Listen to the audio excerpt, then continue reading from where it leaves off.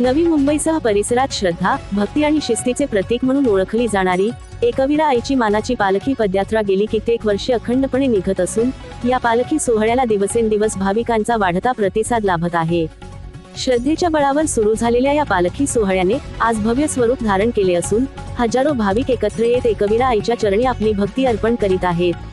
यावर्षी 4 जानेवारी 2026 रोजी निघणाऱ्या या पवित्र पालखी सोहळ्यामध्ये सुमारे 2000 पदयात्री सहभागी होणार असल्याची माहिती देण्यात आली।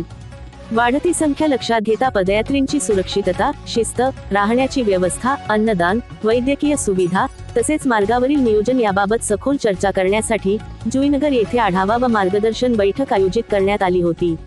या बैठकीत पालखी मार्ग, मुक्काम व्यवस्था, सेवा दलाची जबाबदारी, शिस्तीचे नियम, आपत्कालीन परिस्थितीतील उपाययोजना तसेच पदयात्रींनी पाळावयाच्या सूचनांबाबत सविस्तर मार्गदर्शन करण्यात आले।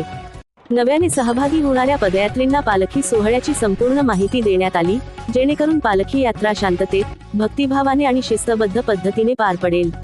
या पालखी सोहळ्याची परंपरा जपत यावर्षीही पालखी सोहळ्याचा शुभारंभ मंडळाचे अध्यक्ष शैलेश भोईर यांच्या निवासस्थानी स्थापना करण्यात आलेल्या एकविरा आईचे दर्शन घेऊन करण्यात येणार आहे।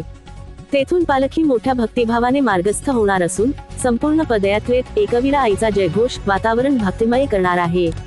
एकविरा आईची मनाची पालखी ही केवळ पदयात्रा नसून श्रद्धा, सेवा, एकात्मता आणि सामाजिक बांधिलकीचे प्रतीक ठरत आहे। या पालखी सोहळ्यात सहभागी होणारे पदयात्री शिस्त, संयम आणि भक्तिभाव जपत दरवर्षी ही परंपरा अधिक मजबूत करत आहेत। यावर्षीही हा पालखी सोहळा मोठ्या उत्साहात, भक्तिपूर्ण वातावरणात आणि सुरक्षिततेच्या सर्व उपाययोजनांसह पार पडावा असा विश्वास आयोजकांनी व्यक्त केला आहे। अशा प्रकारच्या नवनवीन व्हिडिओ आणि चालू घडामोडी पाहण्यासाठी TV7 मराठी महाराष्ट्र न्यूज या चॅनेलला लाईक, शेअर आणि सबस्क्राईब करा।